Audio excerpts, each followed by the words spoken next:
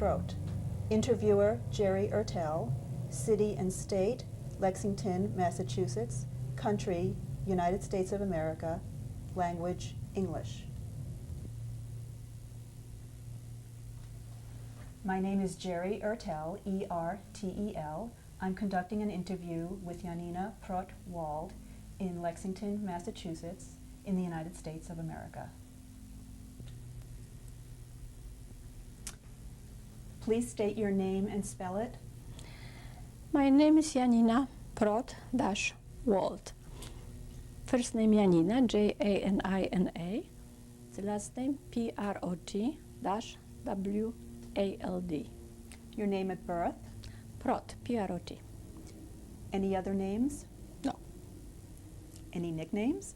Jana, Can you spell it? Jana. Your date of birth? February 8, 1926. Your age today? 70. The city and country of your birth? I was born in Poland. I was born in Polish west part of Poland, Silesia, in Bytom. Bytom. Can you tell me the names of your parents and your siblings? My father's name was Jan. Should I spell? Okay. Jan Prot. My mother's name was Zofia, and my brother's name is Tomasz. What was your mother's maiden name? Deiches.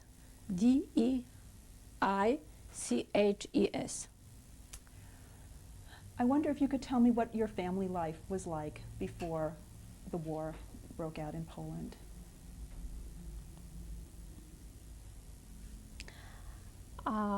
When war started, I was just 13. Before war, I was living in different place because my parents were divorced.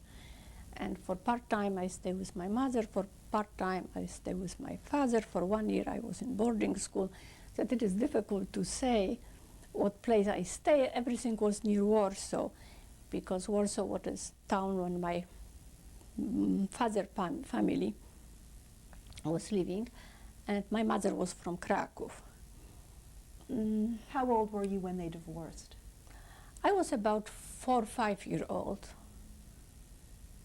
and they divorced. Yes? Yeah. So can you say a little bit about who you lived with up until the war broke out? Just before, 1 year before war, I lived with my mother because I started a Polish high school, what they call gymnasium, and it was in Warsaw. So I was living with my mother and my brother.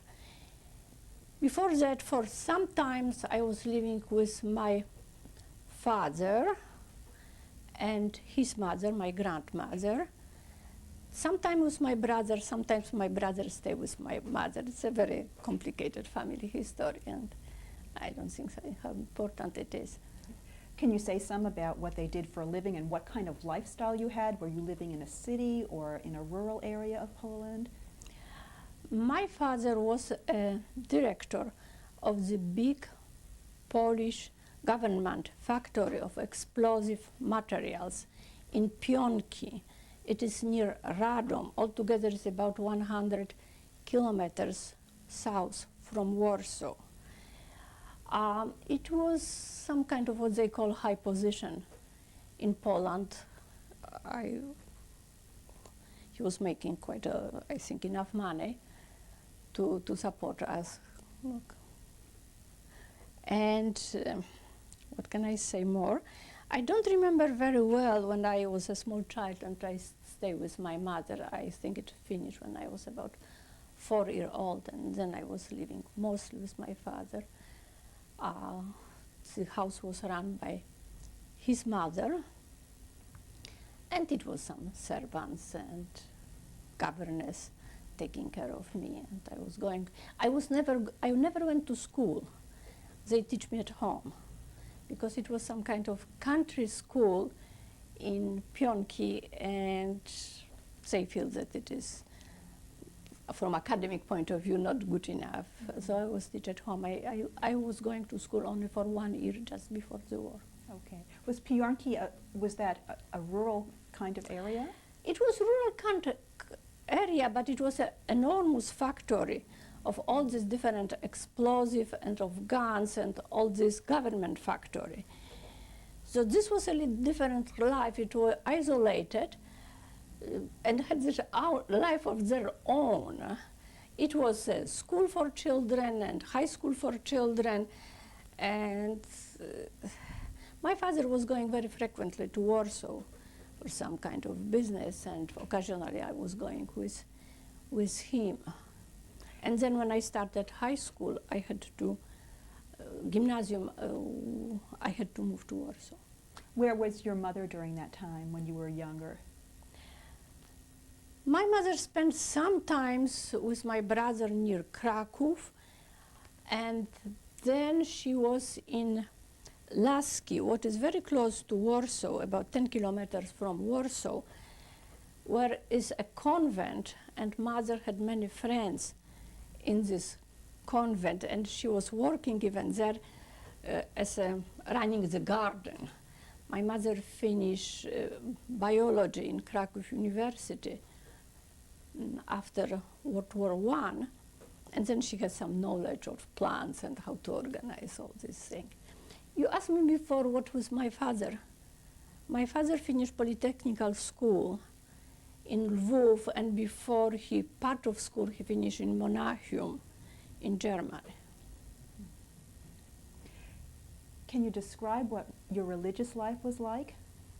Oh, there we are going into very complicated and long story. My father's family was what they call assimilated family. They were quite wealthy.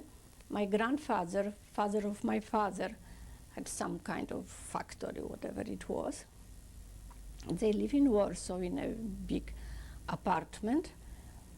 And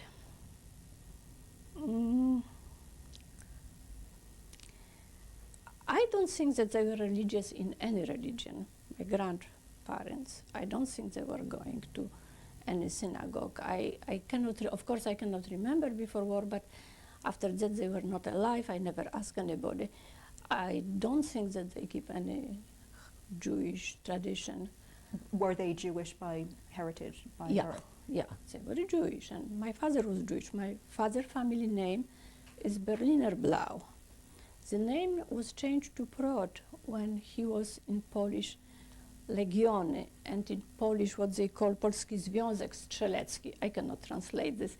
It is some military organization what were organized, I think in 1910 or 1911,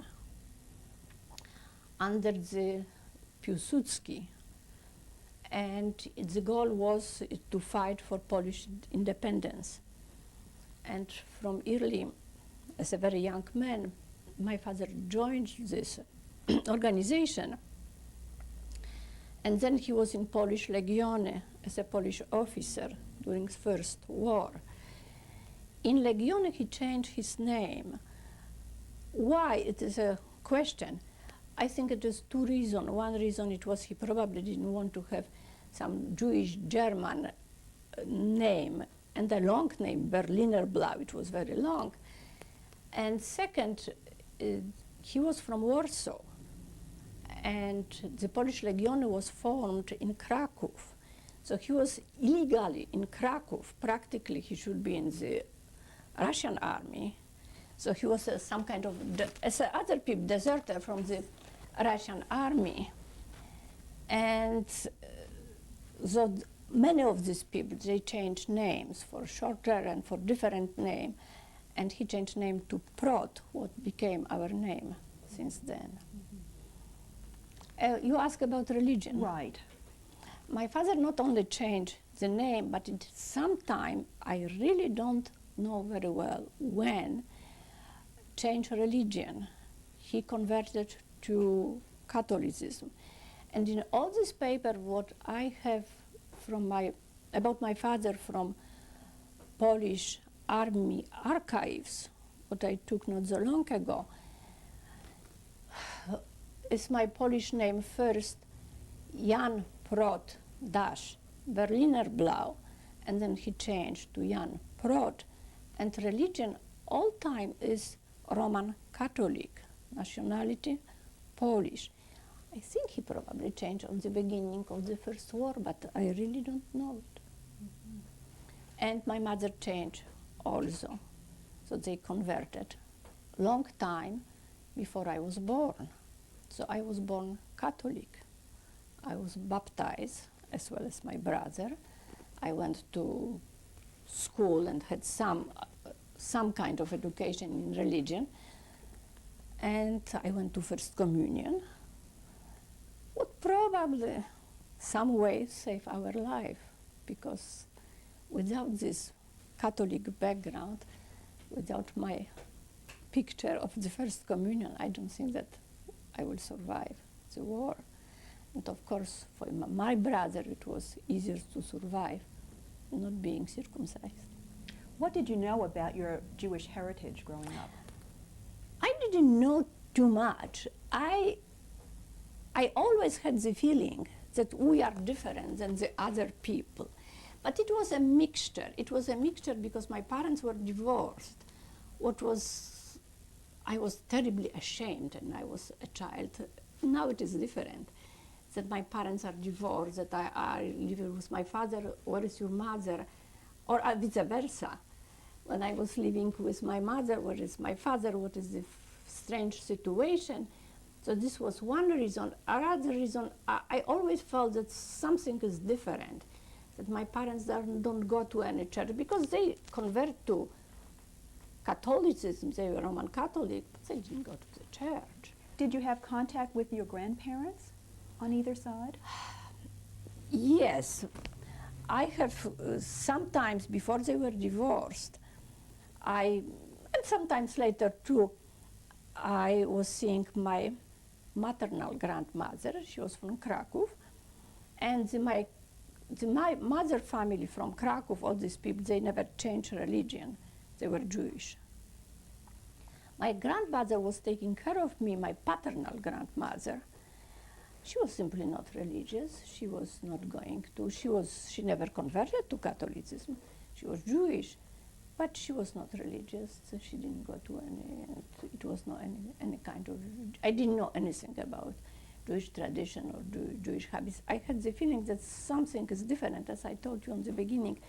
And of course the war started, and some way I knew immediately what is wrong, in quotation mark, with us. But growing up, you didn't have experience with the Jewish holidays or No, any nothing. kind of discussion Absolutely. about your Jewish heritage? It didn't come up in conversations with at family gatherings? I have some kind of, probably only one thing, remote memory. When my grandfather died in 1932, it was some kind of Jewish funeral, and he, in Pionki, his grave was probably destroyed completely now on the Jewish cemetery. And the people knew that my father is Jewish, simply the people didn't talk about it. Mm-hmm.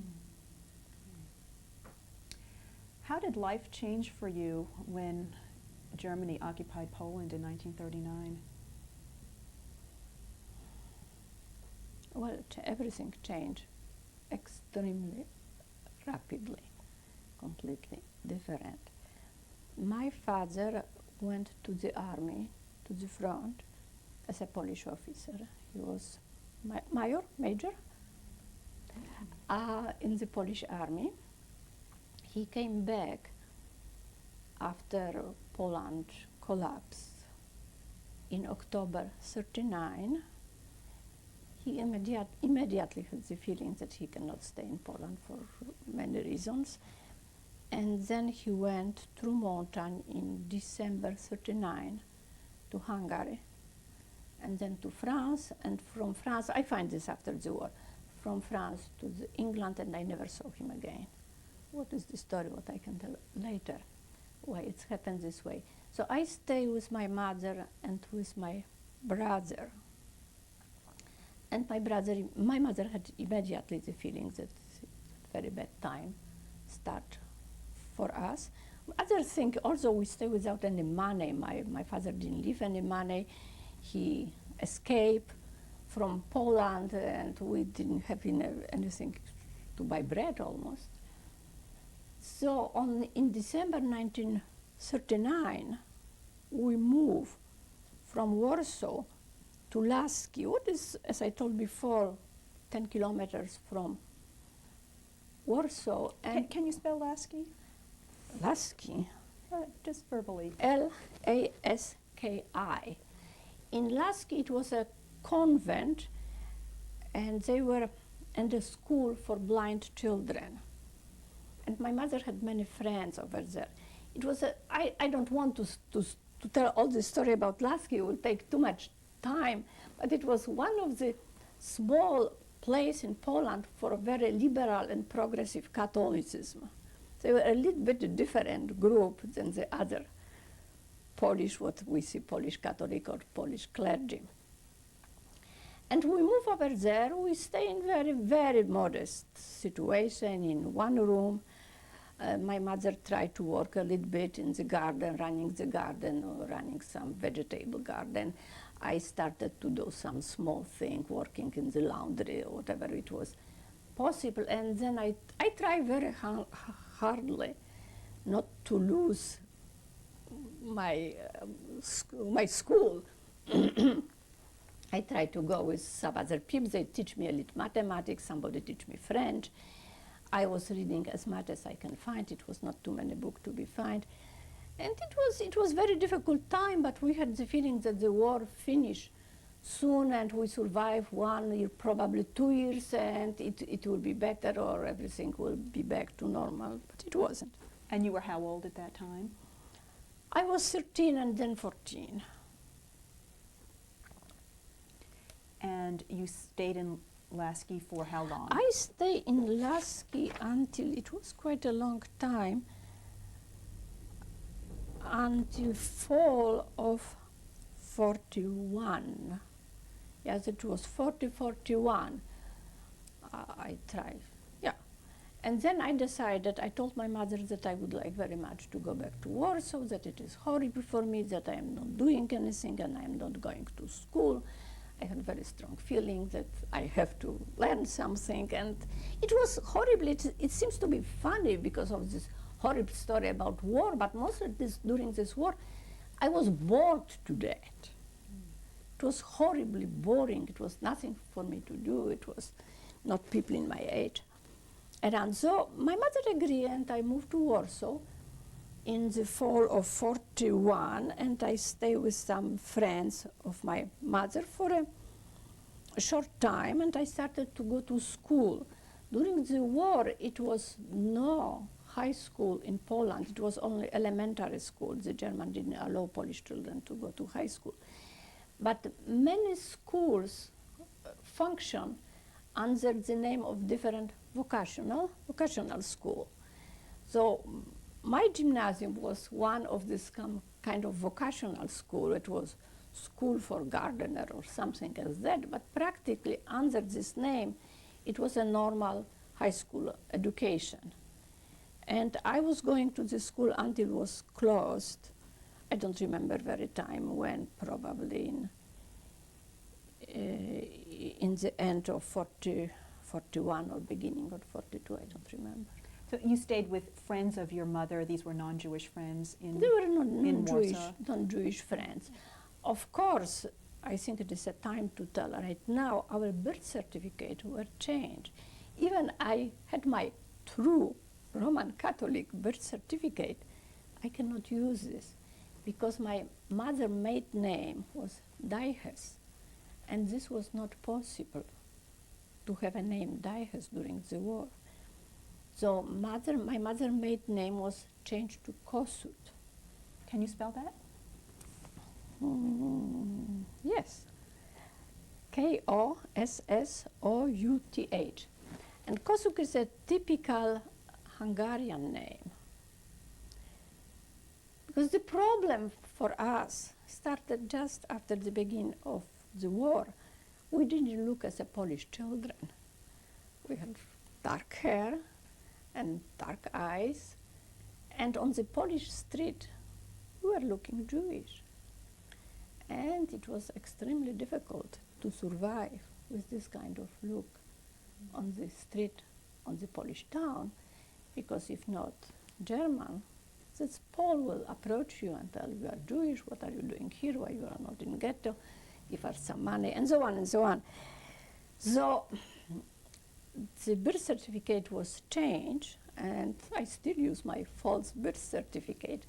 It was no change of my name, no change of my birth date, but the place of my birth was changed, and my mother's name was Kossuth. Everybody who asked me why I have so dark hair and dark eye, the answer was simple. My grandmother, grandparents from my mother's side were Hungarian, and Hungarians are Now, look this way. did you understand that Deiches was being changed because it was a Jewish-sounding name? Oh, of course. So, Of course. So From the beginning of the war, I understood immediately everything. And unfortunately, I think at age 13, I became adult person. was there actual discussion about this, about your Jewish heritage, or how did you No, find out when you it's said a- you knew somehow? It's a very good question. And as I remember many small things and dates and place very well, I don't remember any discussion about my heritage and danger during the war and all this.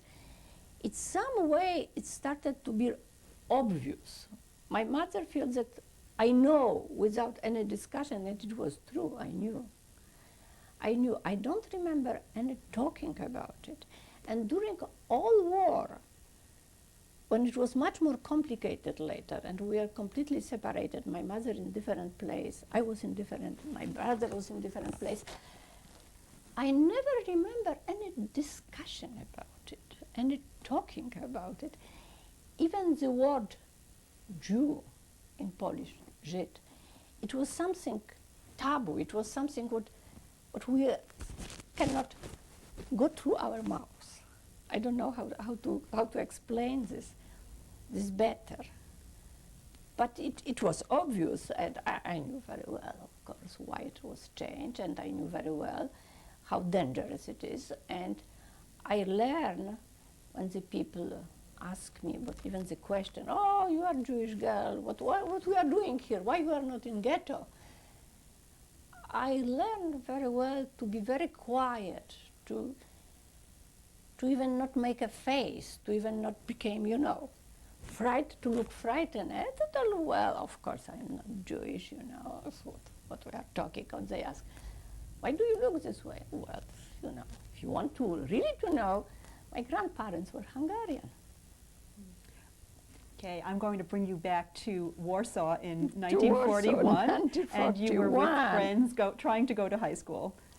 So I was going to this high school, and for a reason that I cannot remember very well what's happened, I left this friend, and then I was living in some woman who simply rented me a sofa in her room. It was one room with small kitchenette. My mother was paying her a little bit. It was a rented place. She sold some of her jewelry, or I really don't know what she sold, to have some small amount of money. And I was still going to school. And at this time I was 15, and I was practically on my own in Warsaw. I am surprised right now how I was able to survive. The woman was giving me this place to sleep, but she didn't give me anything to eat. So I had to buy from a very small amount some potatoes, occasionally some bread. I was hungry all time. This I remember very well. I was cooking for myself some soup with kasha. Kasha is green or something, with kasha. And I was going to school, and the time was going on. It was not a very, very long time. It started to be, we are going into beginning of 1942, right?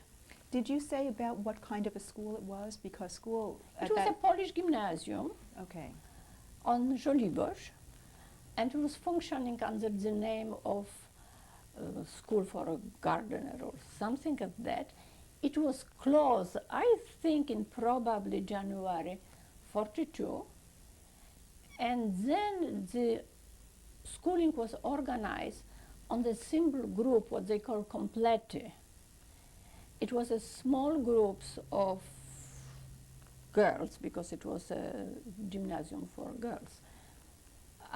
And we are gathering in different kind of apartment or different people every day, and the teacher were coming and teaching us high school material. It was some quite good high level teaching, and we had homework to do, and it was functioning.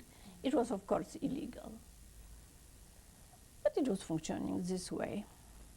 So I stay with this woman on this rented sofa for a few months, and after a few months I think she started to think that it is something not too good with me, that it is something suspicious.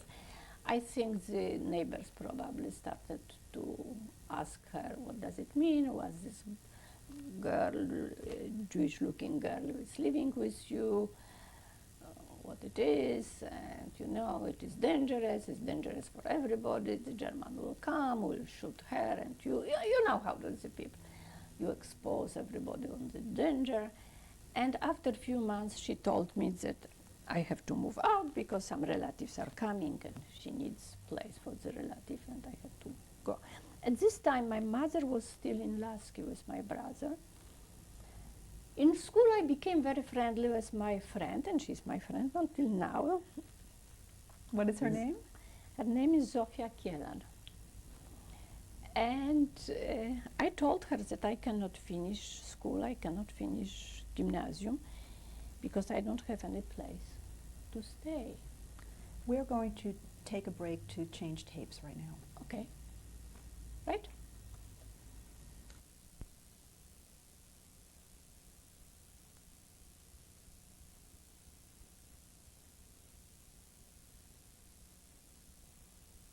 You were talking about your friend that you met at school in Warsaw. Yes, also when this woman, what I stay with her, told me that I have to move out, I told her, well, I cannot finish school, I cannot go anymore to school.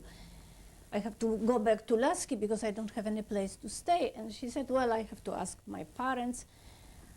I knew her parents because they invite me a few times when I'm doing homework with her, and I ate dinner with them.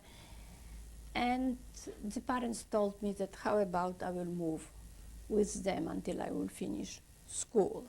Were they Jewish? Oh, no. They were, of course, they were Polish. They were Polish people. The Jews were not living this way. They were Polish people. They were living in a nice big apartment. Both they were working. And, you know, they are really very generous and good. And they asked me if I can stay. They had two children, two daughters. One is my friend Zofia, the other also is my friend Christina. And I stay with them. I think that at this time when they invite me, they didn't know who am I. Of course, later they find out. They find out because I think somebody should probably told them. I never asked them who was my father. My father was quite known person in Poland, and many people they had connection with him, and his name was known.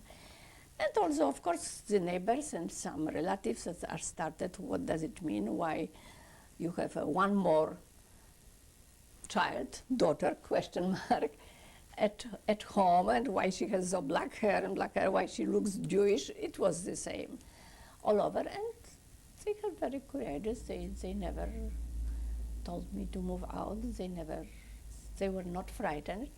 Of course, I had always ready with me my birth certificate and my photograph from my first communion before war.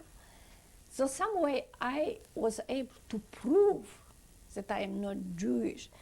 I think many people were thinking that my father was a Jew some times ago, and my mother was not. My Mother didn't look Jewish at all. She never had any problem. She was always moving around all Warsaw, every place. Nobody even approached to her, asking her. So she didn't have any problem. The people were thinking that I am what they call Mischling. So probably I should tell you, my mother still at this time still with my brother in Lasky, in a very some small room. And one thing I think should tell you, we didn't have any contact with other members of my mother family at this time. And I remember once I was in Lasky for Sunday to visit my mother, and she got a letter from Krakow ghetto, from her brother. Her brother had 2 children, a little younger than I was, and they were in ghetto. My grandmother died in ghetto because simply of pneumonia. Which ghetto? Krakow, in Krakow. And it was a small letter. I remember my mother keeping the page, and it was written that please do something to help. And it was written, you cannot help us, doesn't mean you cannot help my mother's brother, his wife, and their son. You cannot help us, but please find somebody who will take Eva. Eva was at this time 11-year-old, who will take Eva from ghetto. And Now, who was Eva Eva was in relation to you? my cousin, my first cousin. He was my mother, brother, daughter. She was 11-year-old. Please take Eva. Try to find somebody who will take Eva from ghetto and hide on the Polish side. And I remember my mother standing in the room, keeping this piece of paper and saying, I don't know, I cannot do anything. I really don't have anybody who can I ask to take her out, and even I cannot go to Krakow. And I think really she was not able to do anything. She had 2 of us, myself and my brother, and all her effort and everything was concentrated to try to save us. It was not possible to go to Krakow and to take my cousin from. I'm just a little confused. Did she actually read that letter to you and discuss it with you? She didn't discuss too much. I saw her reading, and I asked, what do you read? And she said, it's a letter from Władek, my mother's brother. And I remember I remember what was in the letter. I remember she put the letter on the side. So I remember all this scene. And she said, I cannot do anything. I cannot. Did the letter say anything about the conditions in the ghetto? It was some sign briefly, I think, that we are in horrible condition, and so, but this was not important. At this time, he knew that they would be killed. It was clear from the letter that he knew, and he had the feeling that nothing can save him or his son, Janek. But he wanted to save a daughter. And it was not possible. All of them perished in Auschwitz. They were taken to Auschwitz. What was it like for you and your mother to get that kind of information? What can I say? What can I say? It was so horribly hard for us to find a place to live and to survive. It was not possible to help one more person who will take her. And all this probably is a good time to tell about it, that at this time, it was, I think, a little later, it was in summer 42, my mother had to leave Lasky, and my brother, they had to leave Lasky too. And it happened very rapidly and in some kind of dramatic way. My mother was living in some small room with my brother. Somebody came and told my mother that somebody informed police that there are Jews, and the police will be coming in a few hours to take them out. Were they referring to your brother and mother? Yeah, or? my mother and my brother. Mm. So my mother had to leave the place immediately. They left everything what they had. My mother take a small, bag or sack or whatever they had, and they went walk, of course. It was no other transportation at this time. They walked to Warsaw. And it was late in the afternoon, my mother told me, when she reached Warsaw. It was an extremely bad time, summer 42, because this started a big deportation in ghetto to to concentration camps. And it was very dangerous on the Warsaw Street. And she was walking on the Warsaw Street, keeping my brother, who was small at this time, with curly black hair, black eyes, and she did not have any place to go. Of course, there are some friends, but you have to find them. She was on the street, and the curfew hours was at 7. So you have to find something before 7. They had to be off the street Oh yeah, before because 7. they have to be off the street at 7. It was curfew hours. Nobody can be on the street. So it was almost later in the afternoon, and it was no place to go. And she saw some small, in the middle of Warsaw, it was some small private hospital or clinic, whatever you call this, run by nuns. So my mother approached to the door and called the door, and the nun opened the door and told, "What do you want?" And my mother said, "My son has an attack of appendicitis." And this nun said, "Well, you have to go with doctor. We are not admitting people this way." But she kept the door a little open. And my mother really forced herself during the door with my brother and said, "It is almost curfew hour. He is very sick. We have to stay here."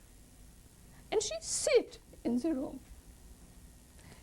So this nun didn't know what to do and took them to the room and put them to the bed.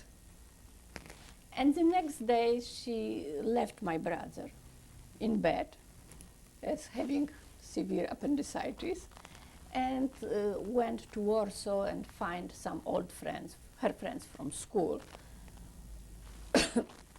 The woman was Jewish, but her husband was not, and they were on Polish side. And they agreed to take my brother. And then started a completely new, different story with my brother and my mother. Now, what year was that? It was summer 42. And in meantime, we finished in winter 42. From winter 42 to summer 42, I stayed with my friends, what I described before, and I was going to school on this complete. I avoid as much as possible to stay on the street or to go through the town. I try only to go from home to school and back as much as possible, not to going any other place. But I had to go in the other place too, because it would be suspicious why I am sitting at home. You have to understand that we all were living on some kind of deny, that we are not Jews. We are Polish, and we are the same as any other people. And if I will be staying home, if I will be refusing to go someplace, it will be started to be suspicious. So I had to run some kind of pseudo-normal, nobody's life was normal during the war, some kind of Polish life. So you were not in school at that point? No, we were going to this underground school. Oh, you were still in the underground high school? Yeah, I was in high school. And at this time also I was involved, as all my other friends, in the Polish underground movement. I was in group, what they call Szare Szeregi, Grey Rose. It was some kind of underground scouting. I have to say it was part of the Home Army. And we have some kind of small jobs to do, or distribute the underground newspaper, or have some small meetings, and so on. It was very difficult for me too. It's hard for me to explain. I was living some double life, and it was the fact that I was in Home Army and this youth organization. It was not only a camouflage for me being Jewish. I was really big part of me, it was a Polish girl, and I wanted to fight with other Polish people for Polish against German or against Nazi, for Poland and for independence. And deep under this was sitting my Jewish girl, a Jewish girl, what was in horrible fear for 5 years. For 5 years, I always had this feeling of double life. And you know, I tried to push this Jewish life and being Jewish as deep as possible, but I had all time this feeling, this fear feeling, and this feeling how different, and this feeling how different I am from the other people. How did you manage to live through the 5 years with those two identities? I think it changed my personality forever, probably. I cannot describe this. I can't. It was constantly these two personalities, and to keep this in hiding. For instance, I have to tell you, in this underground group, they told me once that, and it was an order, it was paramilitary group, so I cannot refuse the order. So it was the order that we have to distribute some underground newspaper. They did not have enough in their head to look at me and to find out that I was not the best person to distribute anything. Because it was danger for them. It was, of course, danger if somebody will stop me on the street. Not only shoot me because I am Jewish, but you know, they will find that I have underground material on me, and of course, if I were beaten up or tortured, whatever, I will tell who gave me. So it was too dangerous. And I didn't want to do this. I did not want to do this, not because I was coward, because it was dangerous enough, but I didn't want to expose them on danger, a possibility that I would tell everything about organization. And of course, everybody, once they've beaten up enough, will tell. So I had to find some way not to tell no directly, because why, and not to do this. And I remember how horribly hard it was for me to find some way to avoid. And of course, you can think why I didn't tell them. It was not possible to tell them, because the simplest way to tell, look at me. I look Jewish enough not to go with, you know, underground illegal papers. But it was not possible to tell this. I will expose myself. I cannot do this. I never tell anybody who am I. And it was out of question, even in the underground, and even with the most trustful people. It was out of question to tell them who am I. No. So you had to work at keeping the double identity Of to yourself for 5 years. Were you in, could you talk a little bit about this Polish underground, the name of it again, and what the activities were? Well, I think it is, well, now Poland was one of the countries having very big underground movement. It was the army of the country. What was Armia Krajowa? It was the biggest organization directed by government on exile. It was in London. And the goal was to fight the German. It's older people and men, mostly, they were involved in military services with a gun and partisan and underground movements. What was very, it was military underground movement, but it was also very quite rich cultural life in Poland, underground cultural. It was some concert, it was reading poetry, it was reading some books. It was many of underground newspapers. This was all part of the Home Army? The biggest was Home Army. The small amount of people was in some para-communist or communist organization was the People Army, Armia Ludowa. There were also some rightist groups, Narodowe Siły Zbrojne, National Polish Army, what was very anti-Semitic. I didn't know anybody from this group. Practically everybody, all friends or my people, what I knew were in the Home Army. And of course now we're telling that part of the Home Army was illegal in the partisan fighting simply in Germans. One of my cousins was in Home Army as a partisan, and he was killed during the war as a soldier.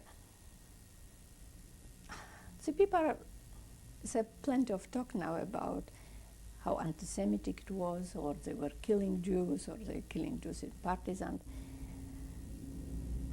We have to understand that it was not completely homogeneous.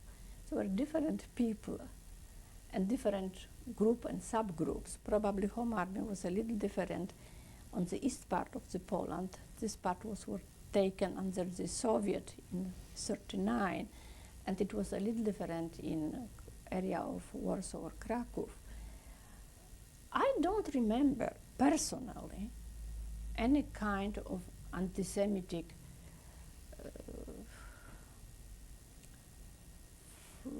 propaganda or anti-Semitic officially said in this underground.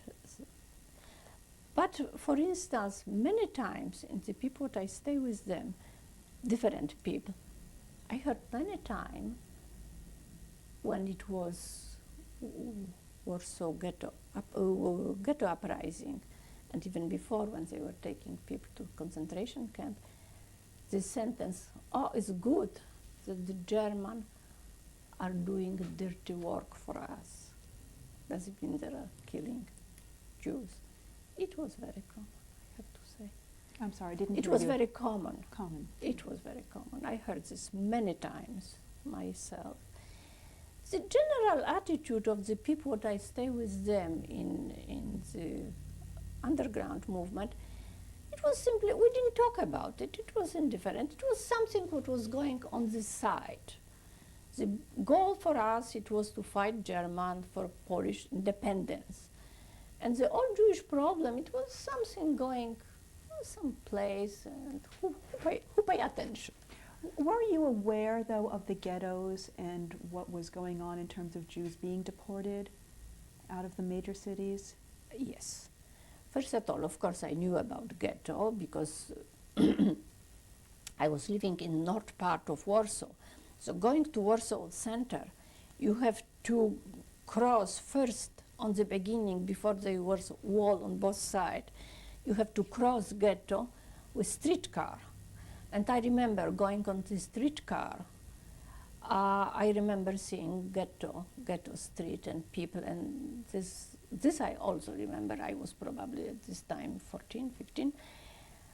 It's very crowded street, and dead body lying on the street covered with newspaper, with some kind of, this I remember very clearly, and the feeling horrible terror. Terror and the feeling, how come, I remember this very well, with all my denial, the feeling, how come that I am on this side, not on the other side. This I remember very well.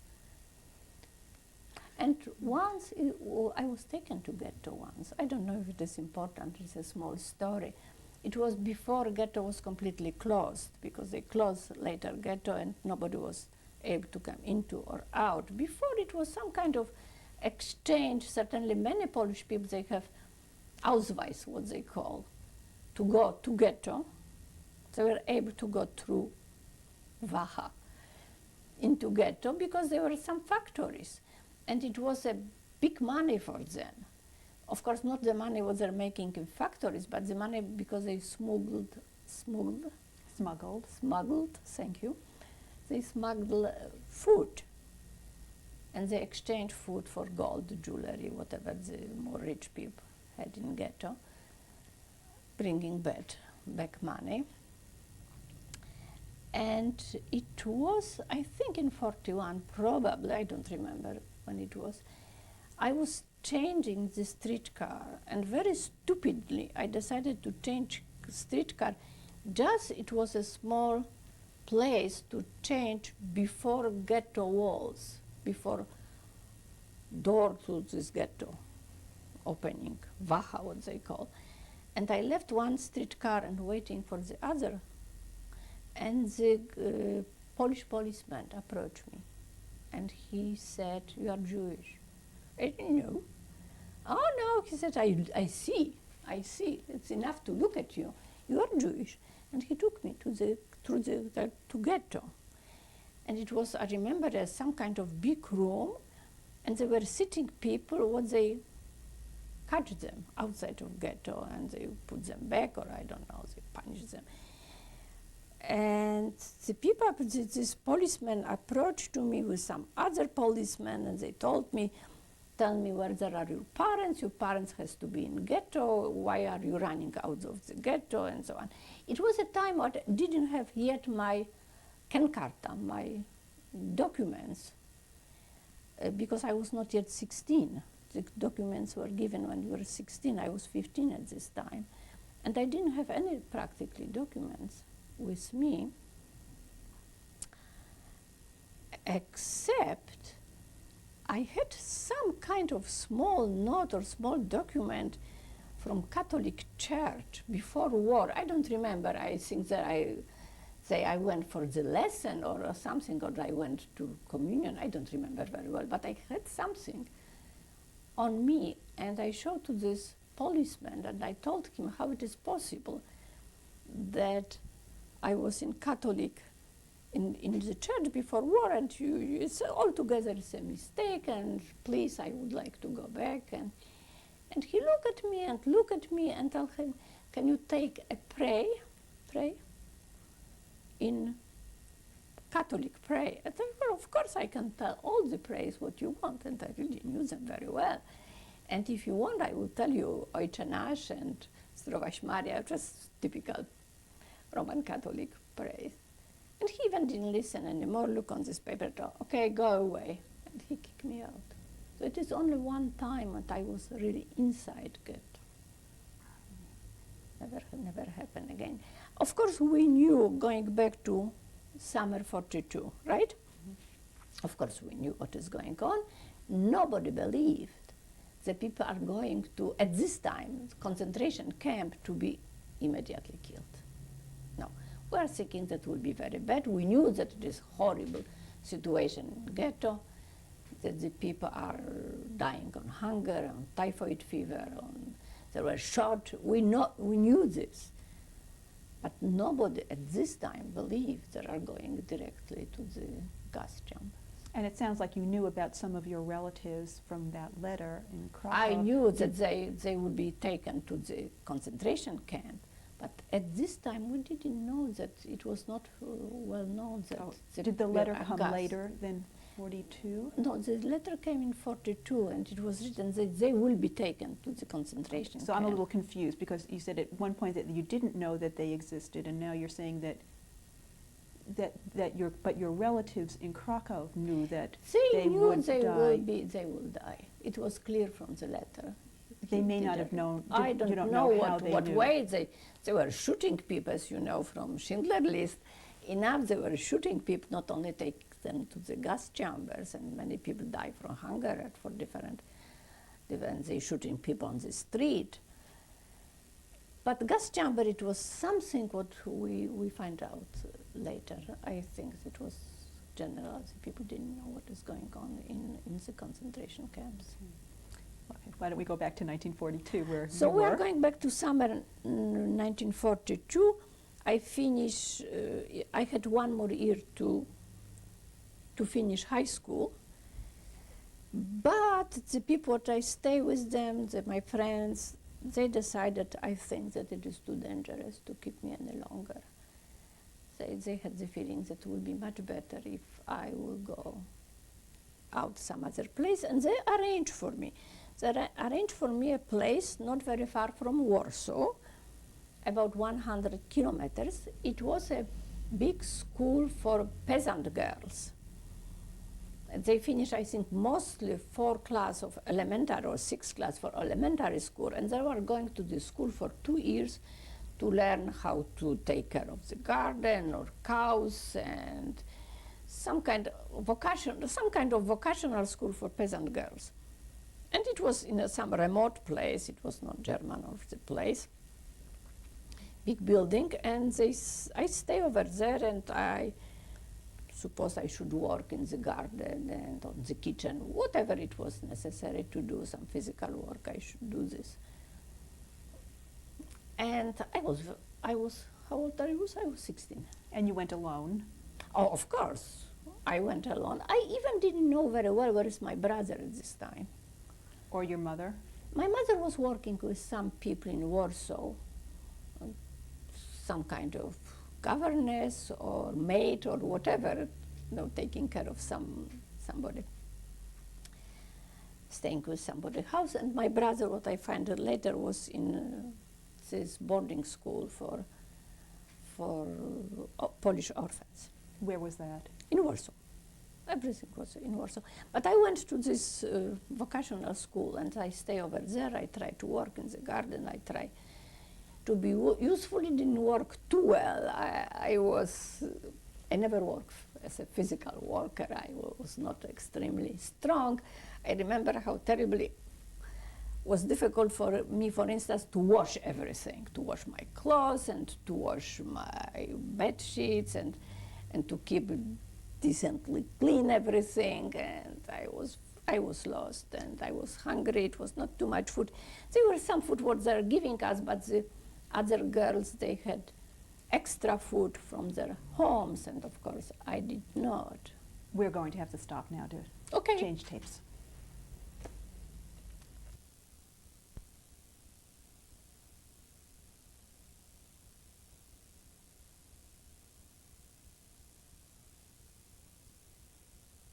About your experience at the peasant school.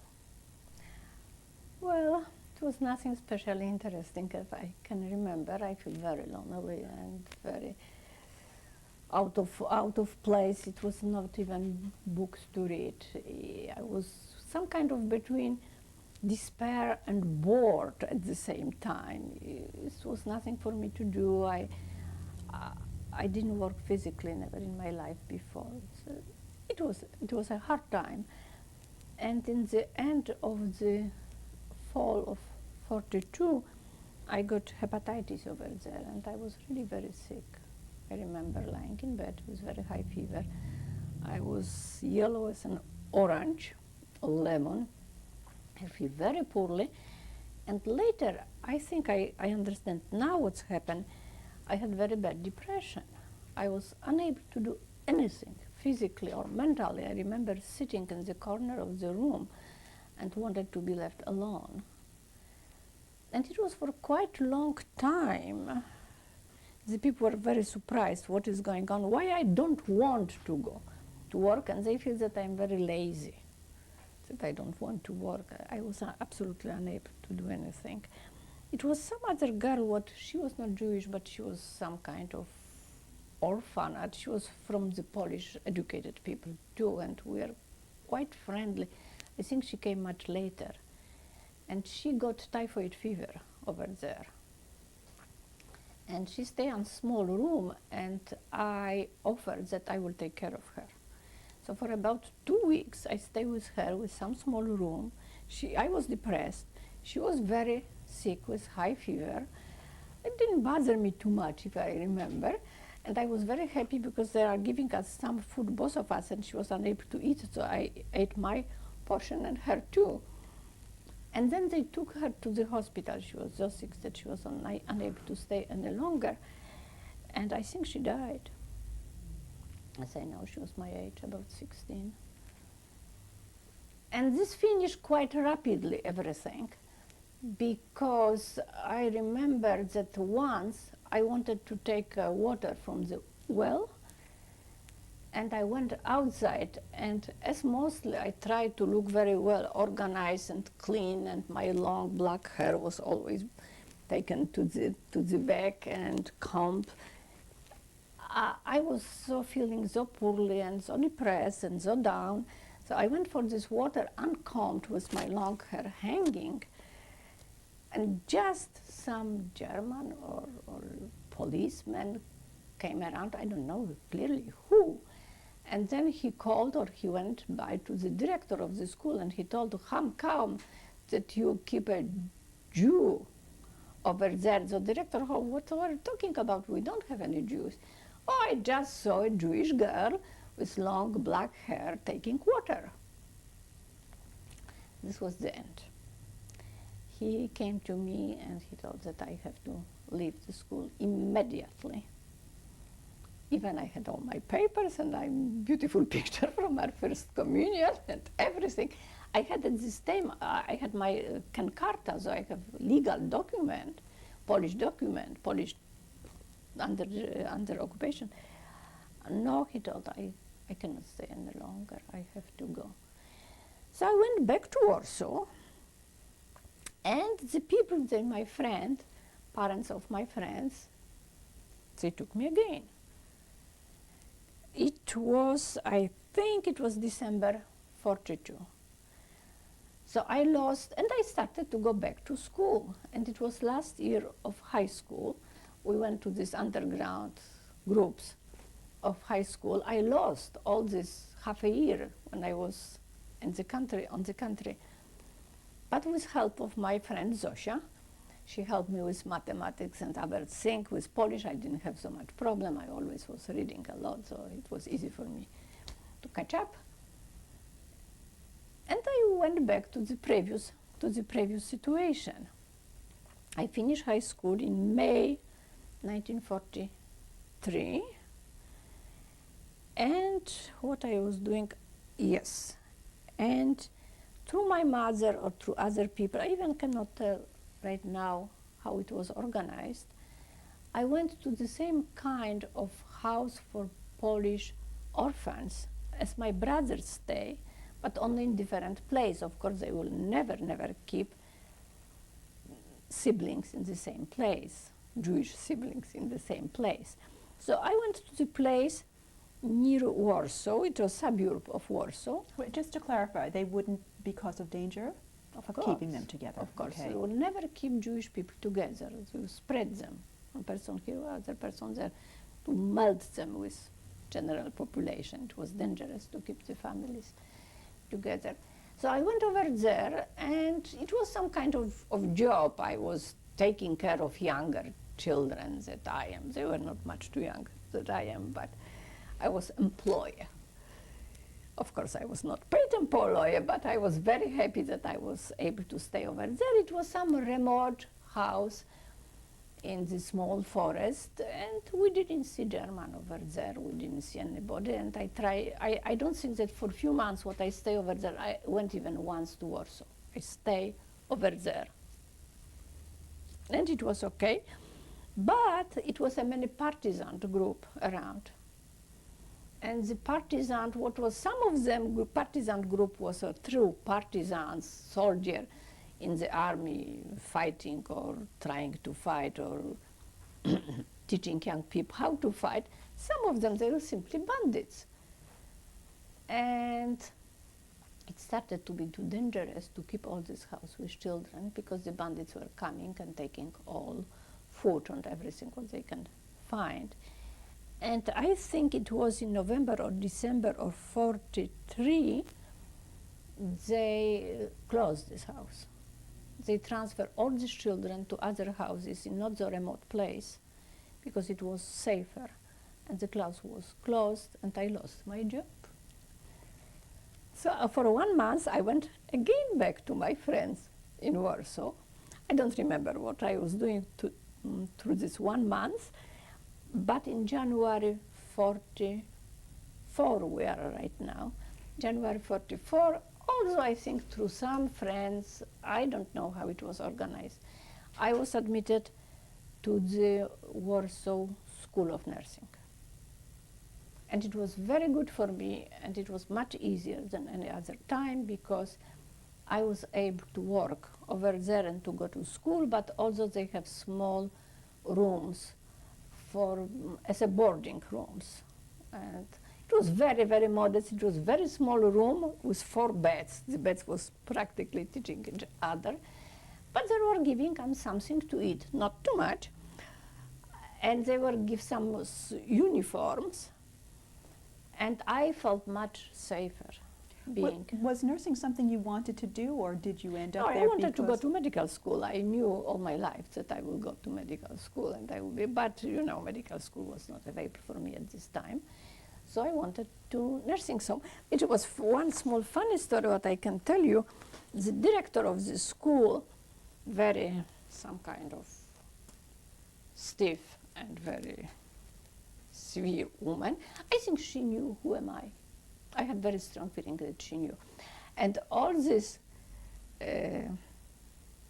young women in the school, we were working in the hospital, we had lessons, physics, chemistry, pathology, everything. It's run as a normal school for nurses. But also they had some kind of extra job, cleaning the rooms or taking care of dining room, you know, as ex.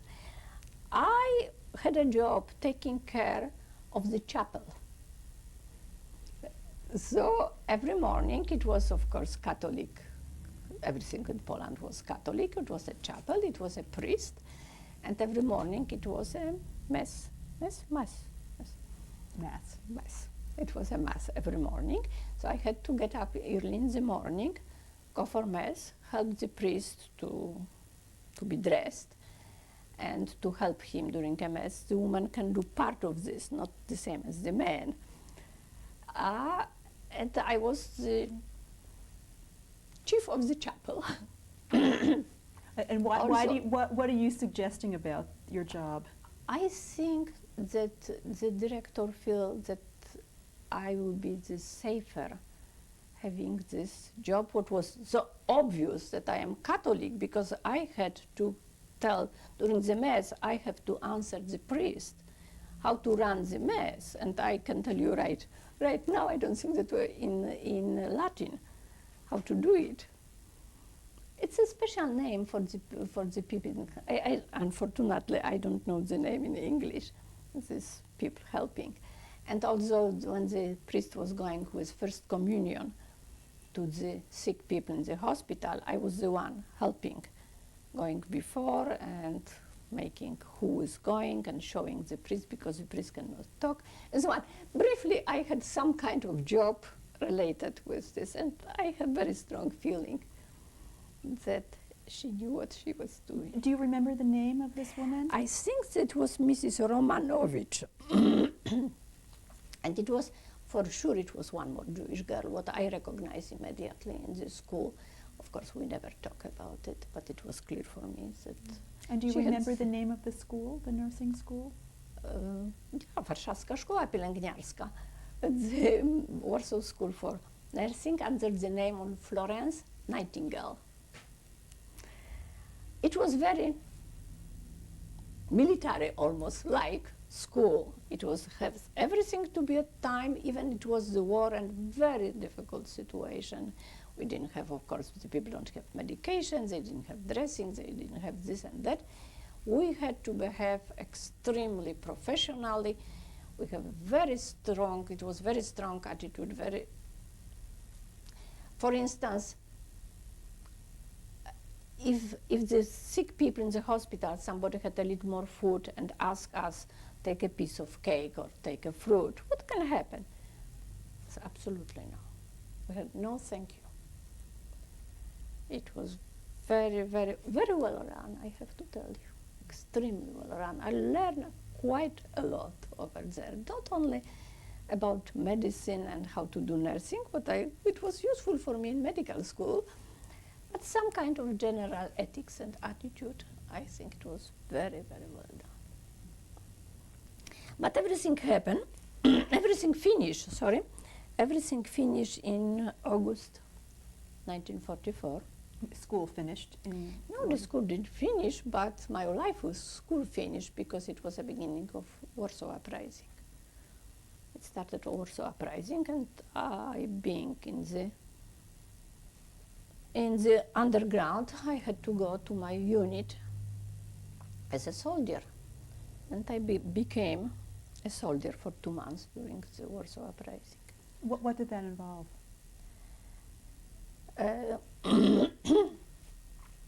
I was in the north part of the Warsaw, in the same place when I was living with my friends. What is involved?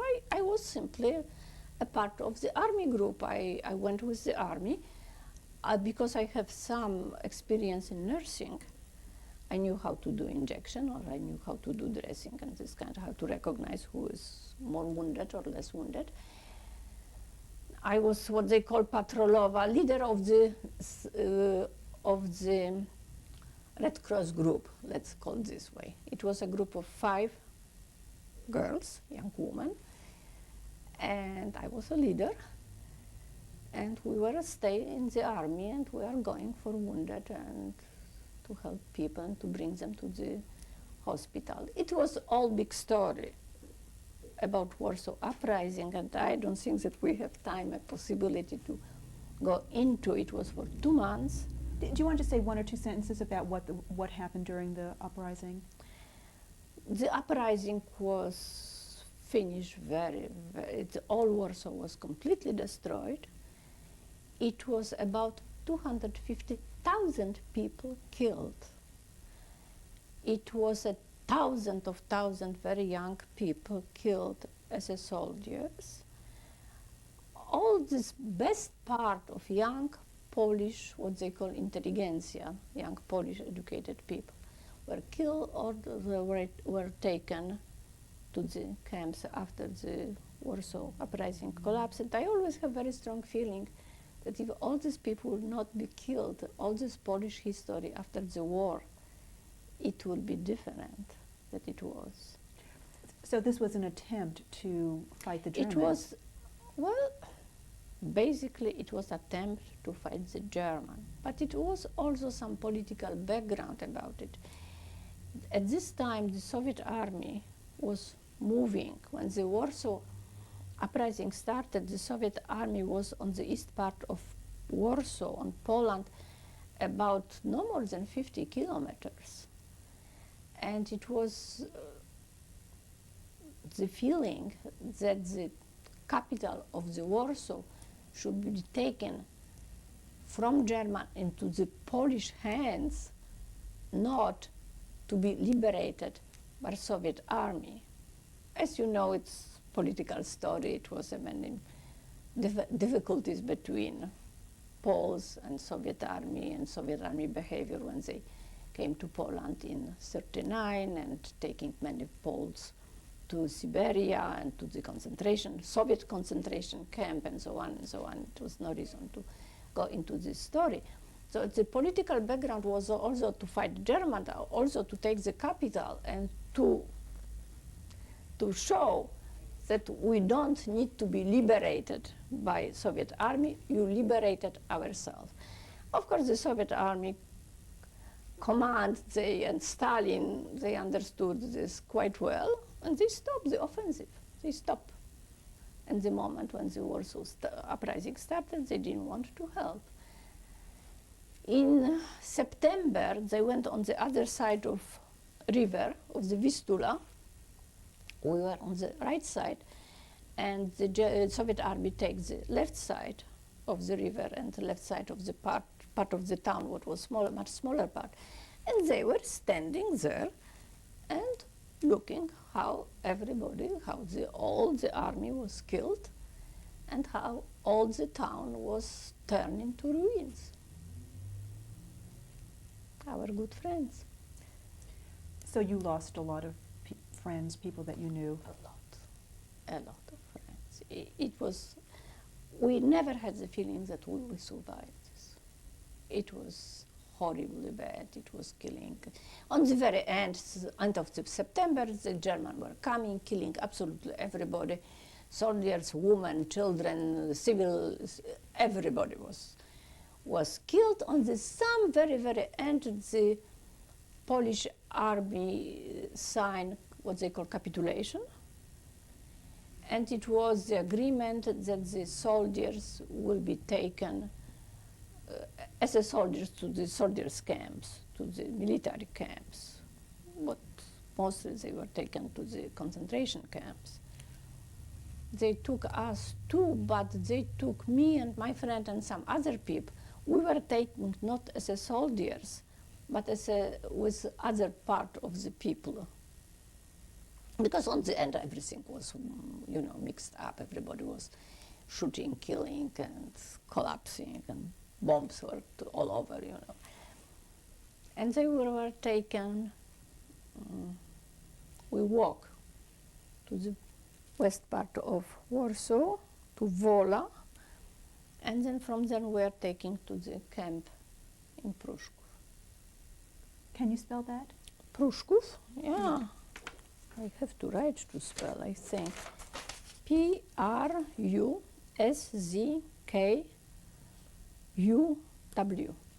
What kind of a camp was that? It was some transition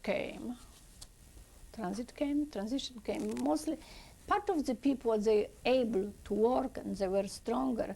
They were taken to Germany. Some of them, they finished in the camps, but not camps for Jews, the camps for other people. Some of them, they finished in the big factory.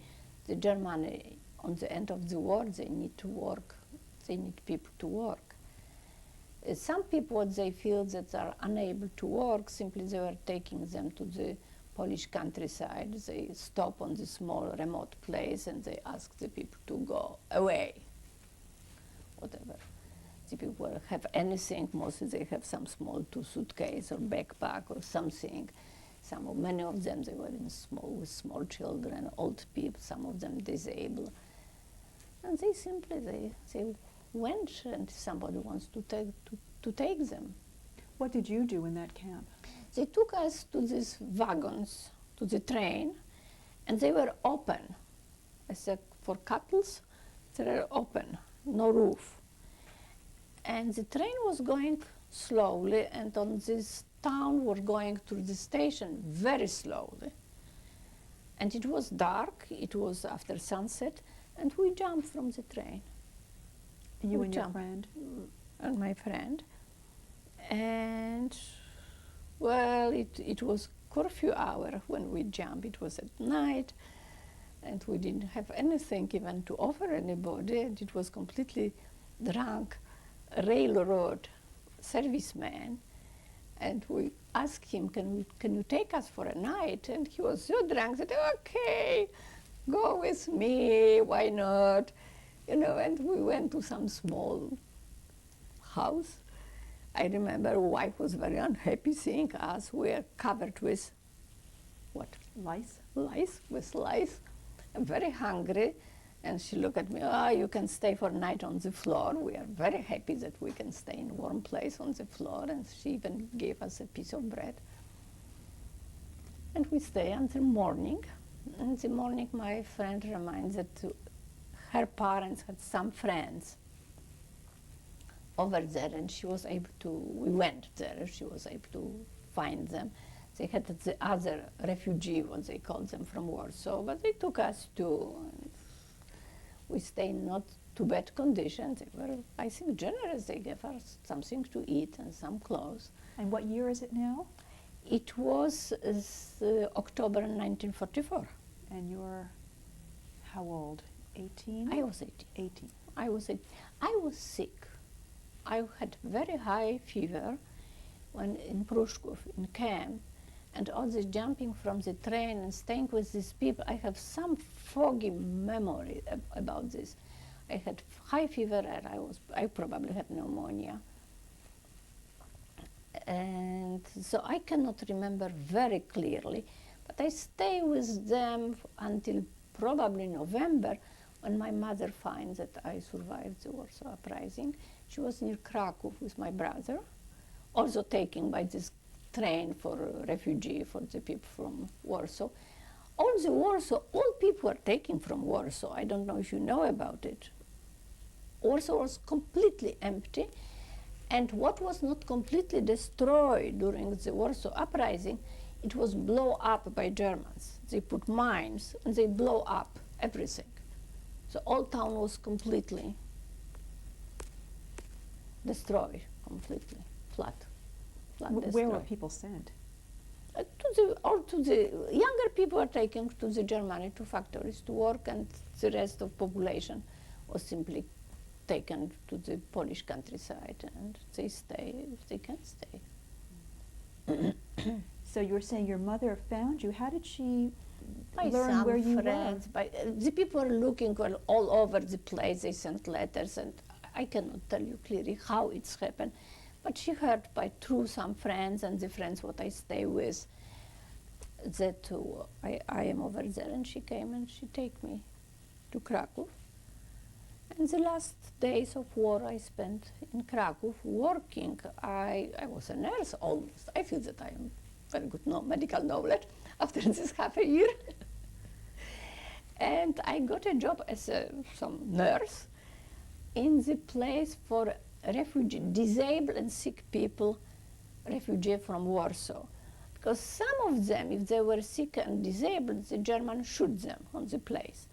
Some of them, it was not the same in every place. Some of them, they were taken to the train and they left them in Krakow on a railroad station. And from this railroad station, the people in Krakow, they took them to some kind of house, what was part of the convent, empty for these people. And they put them, many people in one room, completely sick, lying in bed, not walking. And they try to find somebody who will take care of them, and they find me and some other young woman who also was in nursing school. And we both tried to work over there. It was very difficult. It was nothing to give them to eat, and it was nothing to dress them, and it was no clean shit. You cannot imagine how it looked. I was happy when I had newspaper to put under the people who are incontinent. I'm not talking about any fabric. I'm talking about newspapers. To be able to change newspapers under them. It was difficult to imagine in what kind of condition we stay. Were you there until I was there Poland was until liberated? liberation, until the Soviet army came, what was January 19, if I remember, in Krakow. And 1945? 1945, yeah. What happened to your father during this whole time? I didn't know what's happened to him. He told us goodbye in, I think, November 39, and he disappeared. I find out much later that he went to Hungary, and from Hungary to France, and the France collapsed in 1940. In 1940, almost on the last ship, he went to England, and he was in the Polish army in England. He was not in active army because he was too old at this time, but he was to disposition of the Polish army, working in some ammunition factory, because this was a job what he knew. And he was released from the army in 1945. And then, but he never came back to Poland. So you never had a chance to say goodbye to him, or? I never saw him, because after the war it was communist regime, Stalin, and I was again a black sheep, because I was from, they call, bourgeois family. Of course I was from bourgeois family. My father, during the first war, in 1920, was fighting with Bolsheviks. And he had a medal for fighting Bolsheviks, what they tried to take Poland in 1920. And of course, for him, it was not possible to go back. He would be arrested and shot. But they refused me a passport. I never got passport to see my father. So he stayed in London. We have some contact through letters. And he died in 1956. Never saw him again.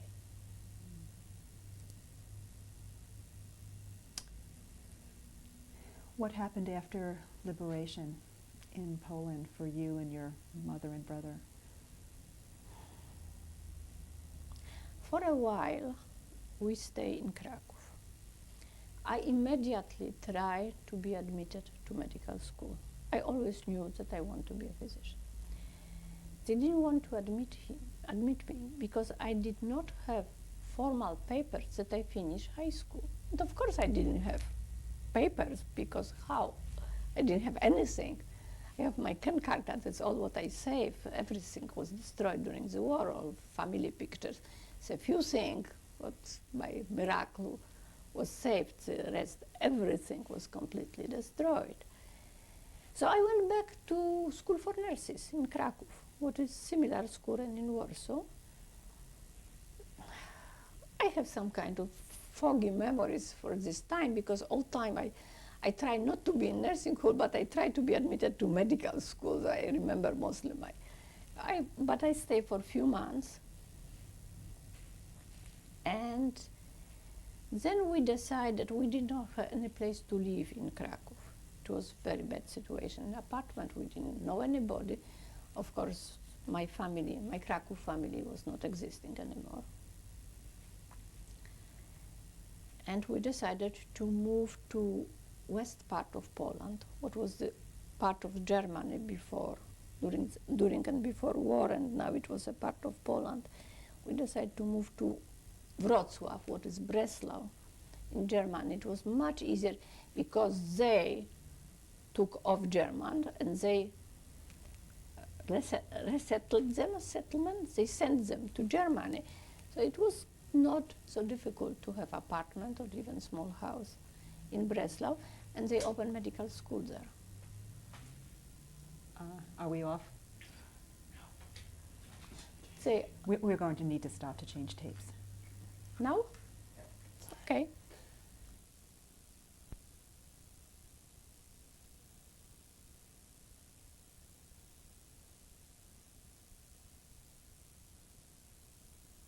Talking about moving to Breslau when we last left off. Yes, we moved to Breslau. It was much easier to organize our life. I was admitted to a medical school. My brother went to school. He was in high school at this time. And my mother got a job as a librarian in the Breslau-Wrocław Polytechnical School. She was making a small money. It was very modest life. At this time, we find that my father is in London, in England. He was helping us a little, sending small packages.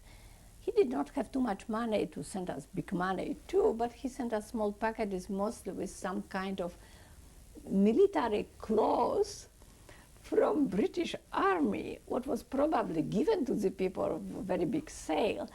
And Poland was very poor at this time. We were simply selling this and had a small extra income. After the war, when my father found out that we are alive, he offered that he will try to take me to England.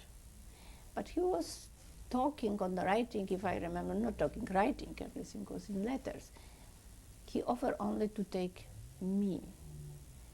You have to remember they were divorced, and my father remarried just before war, and he was with his second wife in London. So it was an awkward situation, and I refused. I was very strong feeling that I cannot leave my mother and my brother. I didn't want to leave them. And even I love my father very, very much, and I wanted very much to see him. I refused. I thought that I would stay in Poland with my mother. And so we started a new life. We, of course, never admit to anybody that we are Jewish. We stay on our false papers. Everybody who asks me, and the people ask me sometimes still after the war why I have so black hair. And my Mediterranean, what they tell kindly, look, I still was telling because my grandparents were Hungarian.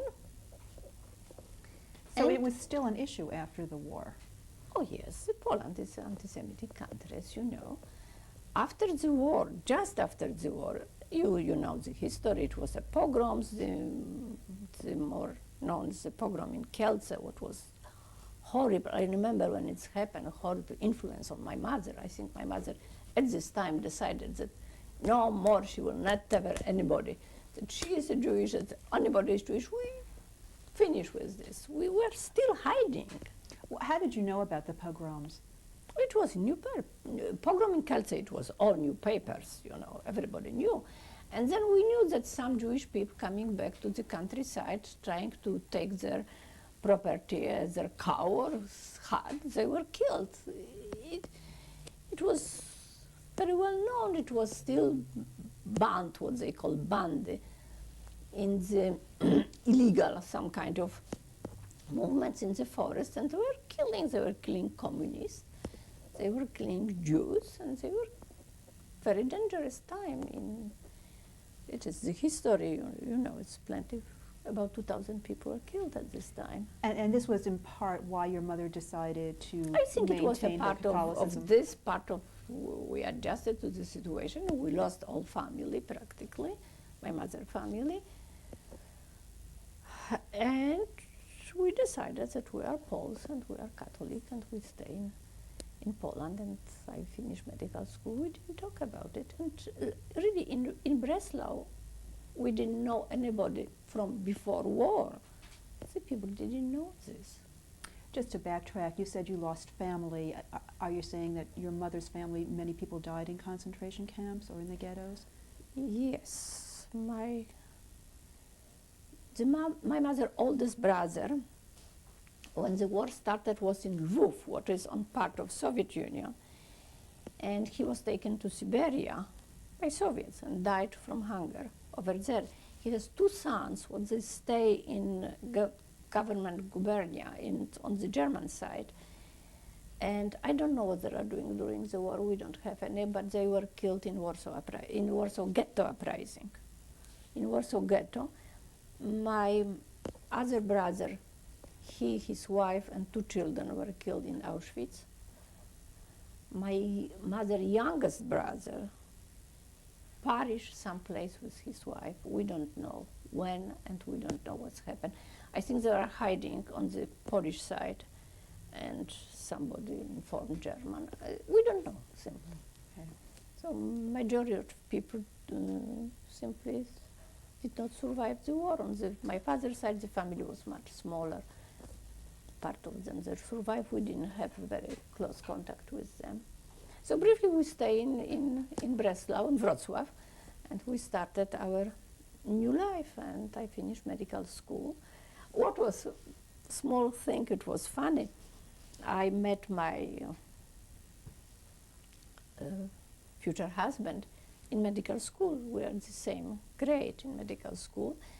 And he came to Poland. He spent all war in Soviets, and he was in the Polish army with Soviet groups. You probably know that it was existed. So he came with Soviet army. And when he went to medical school, he was in the uniform of the Polish army, Polish Soviet army. We started to talk, and we stopped to, I remember very well, we started to talk about literature.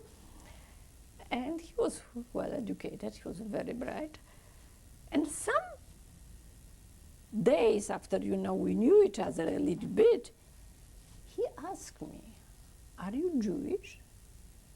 And I said, "No, of course not."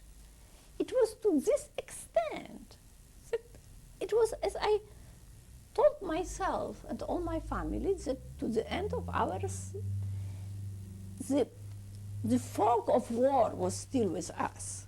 I don't know how to explain. It seems to be to you probably very strange what I am saying, but it was completely natural for us.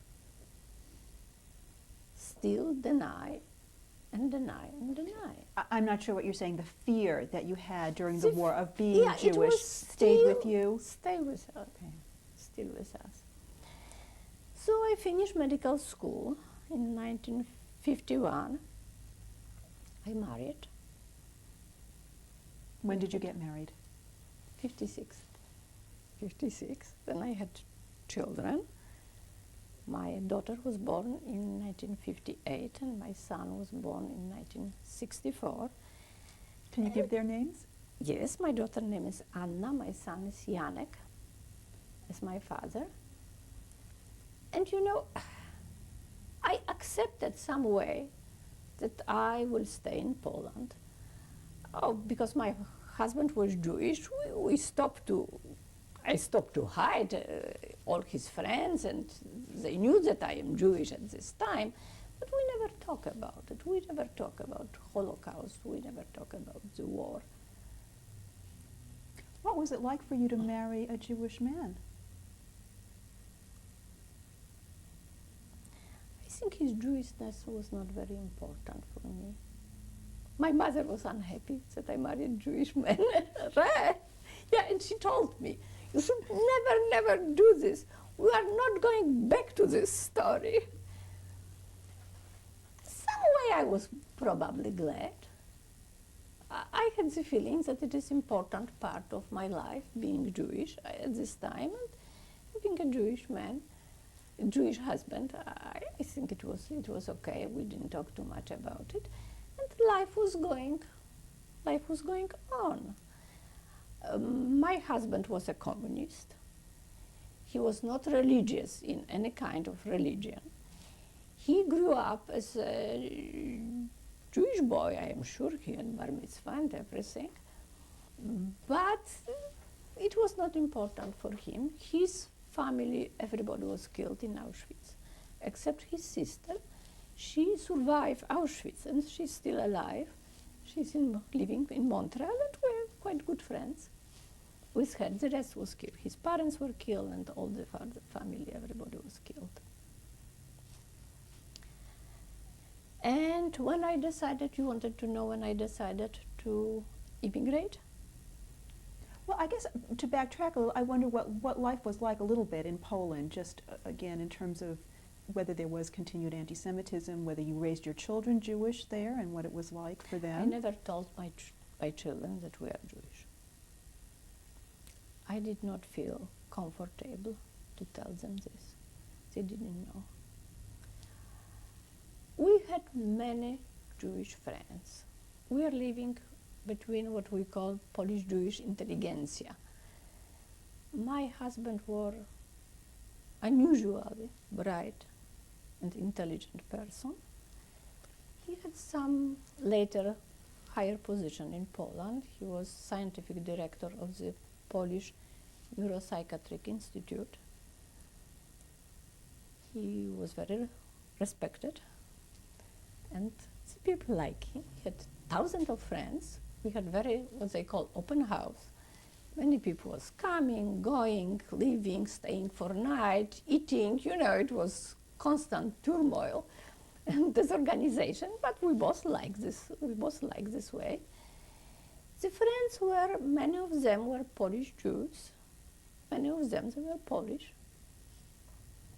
Mostly communist, if not a communist, some kind of what we call leftist, very liberal. And it was, this life was going on. It was modest life from point of view of money. It was very modest. We didn't have any private practice. It didn't exist at this time in Poland. I had a hard time during Stalin times because, of course, they find out that my father was a Polish army officer, that he never came back. He was a part of Polish government in exile, what was, of course, very bad and was enemy of the people. So partially I was from the family what was enemy of the people, so not only that I was Jewish, I was also enemies of the people at this Stalin time. And they, as I told you before, they never gave me passport to go and see my father.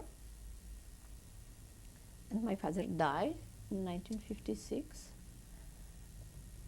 Then the Stalin regime, you know, slowly collapsed, slowly softened. And in the 60s, I think I decided that I will stay in Poland and we will be living this Polish, a little bit Jewish life of educated people in Poland, having 2 children, and everything will be the same, practically more or less to the end of my life.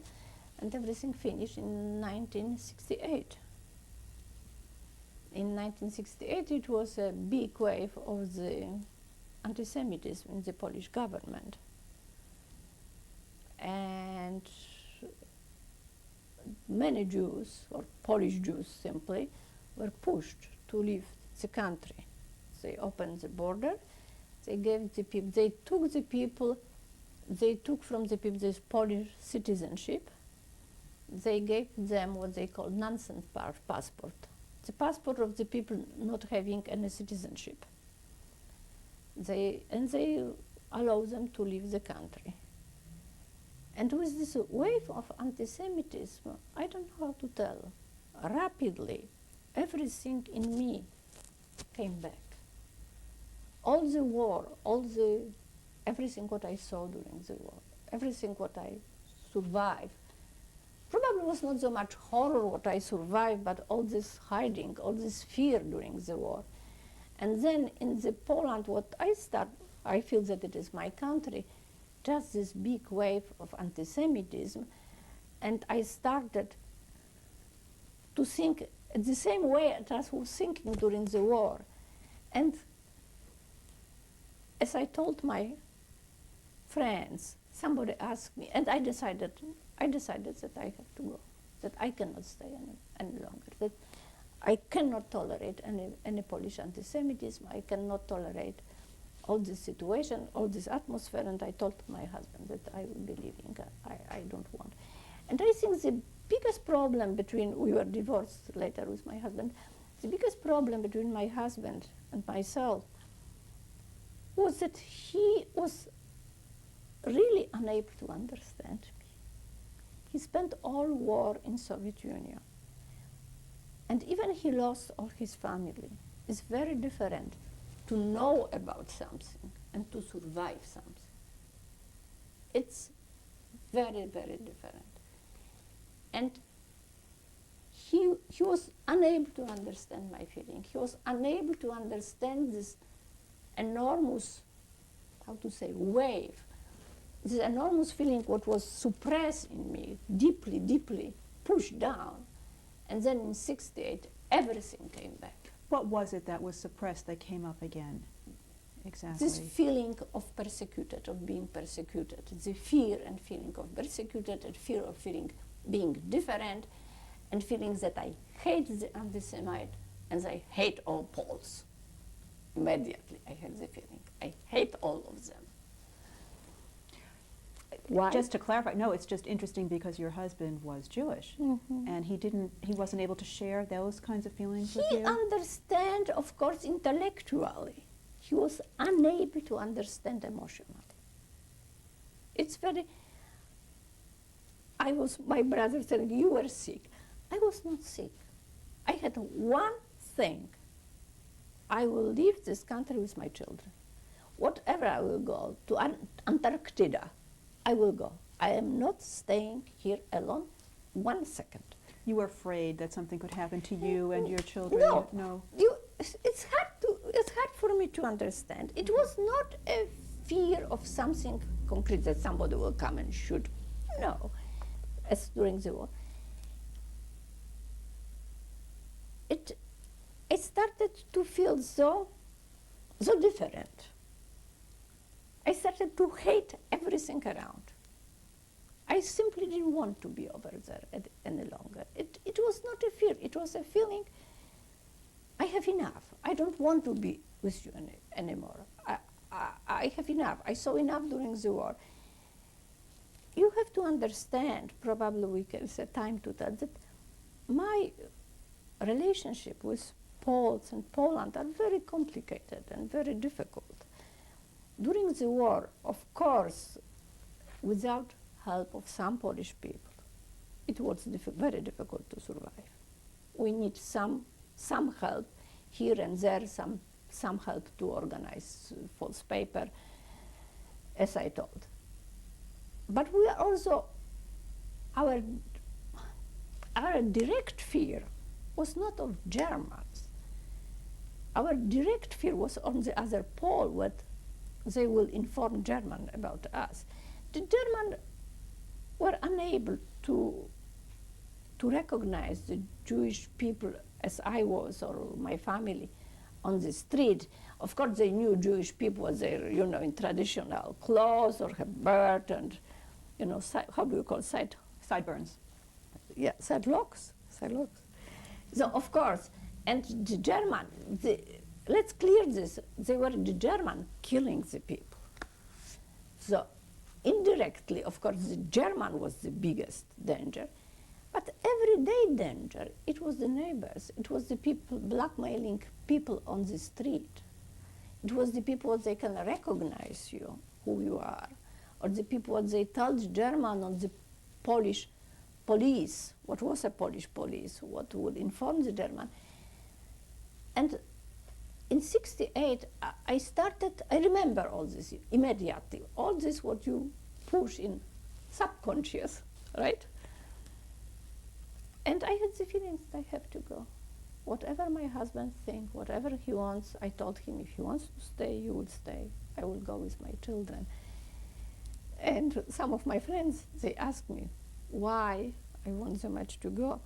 And I told them, if I look on my own children and I start to think, do they look Jewish? Does it mean I have to leave this country? You understand? I'm sorry, you're saying it does mean that you have to leave the That country. means that I have to because leave you this would be country. repeating everything that was They- so awful for yes, you. Yes. And I look on my children and I decided, yes, they look Jewish. We are leaving. You understand this? Yes. And This are you yeah. are you suggesting then that your husband, did you and your husband split up at that point then? It was a little more complicated. My husband didn't want to immigrate. He didn't want to burn the bridges, what they after themselves.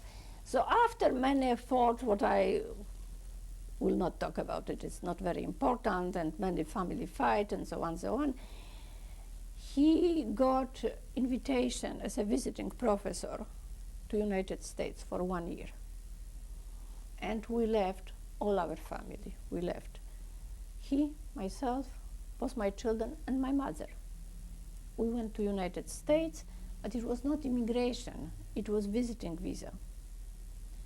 And he was a visiting professor here. He was working for 1 year here, and after 1 year he decided that he wants to go back to Poland. He was unable, some different reason, he was unable to tolerate United States. And I told him that I am not coming back. He knew that I will never go back. And I told him, whatever happened, if I will be able to pass all my exam and work in the United States as a physician, it will be fine. If not, I will take exam as a nurse, and I will be working as a nurse. If not, I will be cleaning the streets. But I am not coming back. And my children will stay with me. And he knew that there is no way and no possibility to change my mind. Was there something about the issue of this double identity, seeing it repeating itself in your children, that was so compelling for I you? think so. I think so. And then I told my children who we are. What'd you tell them? I told them that we are Jews. Simply. Did you feel Jewish at that Yeah. point? Yeah, I started to feel very Jewish. I started to feel, well, I'm not very, started to feel Jewish in 1968. Clearly. I feel Jewish all the time a little bit, but it was pushed down. In '68, I clearly was start to feel Jewish. I started to feel that I don't have anything to do, and I don't want to have anything to do with Poles, and Polish anti-Semitism, and the whole country. Goodbye, I am leaving. And you know, it's happened, and my husband went back to Poland, what was surprising for everybody around, and I stay alone with children. Anna was at this time 13, and Janek was 7. Did you raise the children to be Jewish? I told them everything about my family. I told them that I had choice of religion, that I am not going to any church, I don't believe in God, sorry. But I told them that they can go to synagogue, and if they want to go through all Jewish habits and everything, and you know, it's an open way for them. If they want to be in other religion, it's also open for them. It is their decision, not mine. What's happened with this? My son refused to go on anything. He told me, it's not interesting for me, I will be not going. My daughter was very interested. He was going for some time to synagogue, for Jewish groups, and she was interested in different religion. And in college, she went to Wellesley, and she finished religion. It was her major. So he was very interested in this problem. He's not practicing anything, but he married a Jewish What, young. she, you're talking about she? No, okay. Sorry, he, she. She married a Jewish man from a Jewish family, and now they are Jewish. They belong to synagogue, and both my grandchildren are Jewish boys going to Sunday school. How is that for you to see that? I am glad that they decide this way. I am glad. I think I would feel that something is lost, some of old family tradition, if they would stay in Protestant or Catholic. I think it is better. I think it is better to find their own traditional background. Well, my daughter is not traditional Jewish. She didn't grow as a Jewish woman. So mostly they celebrate first Hanukkah and then Christmas, because we celebrate Christmas in Poland. A little bit of everything, but you know, mostly the grandchildren and all this household is Jewish tradition. And what about yourself? What have you decided for yourself about religion? I don't believe in God, I am sorry to say. So for many years, of course, I was going last time to the church, Catholic church, during the war, because it was absolutely no reason to change anything during the war, and after the war I didn't go to the church. I don't go to synagogue. I learn about a little bit about Judaism and Jewish tradition here in this country. I never learned this in Poland. And you know, I have many Jewish friends, mostly Jewish friends, I have to say, some of them in the group of children of the Holocaust from different European countries. It's okay, but I'm not religious. And when you say you've learned something about it, you haven't had any formal training, you haven't... I didn't have any formal training. I learned as much as I know around. So the one only religion that I really know very well, it is Catholic. I really know very well the religion. But you're not going to, church or at this point? No, I went last time, I think, when I was, I don't know, 17. No. How was it for you to establish yourself in the United States? I had very hard time. Many people helped me. I decided very strongly that I have to take on my exam, what I did, and I passed. And I did my medical license, and I was working hard. It was not easy for being a foreigner, not knowing English too well, as you can guess, as you can see, to raise 2 children. But I think I can tell I was successful, mostly because my children were successful, and they finished college, and they finished all education. So this is the most important part of my life. Do you want to say a little bit about what you did professionally after you came here? Mm-hmm. Before I have full license, I was working here as a physician. I had partial license, and I was working as a physician first in Fernald State School. What is a, you know what it is? It's a big institution for mentally retarded. I was working there since 1972. We came to this country in 1971. 72 until 1979. Then I had my full license, and I had permission to take board exam in neurology, what I was trained in Poland and partially here. And I had private practice, and I was affiliated. I was working in this area. Anything else you'd like to say about You your want to know experience in the what- United States with the kids? No, I think rather positive feeling. I have many friends here around, and I think the people helped me and didn't make my life difficult. I'm very happy that I am here. I never had feel sorry that I left Poland. And I came back many times because I have my brother and his family in Poland, and my mother, who stayed with us for a few years, went back to Poland for different complicated reasons, so I was visiting her. So I am going to Poland mostly once a year, and I'm glad to do it. I have some still friends in Poland, old friends. But I will never, never would like to go back. We'll stop now to change tapes. It's almost finished, no? Almost finished. Yeah.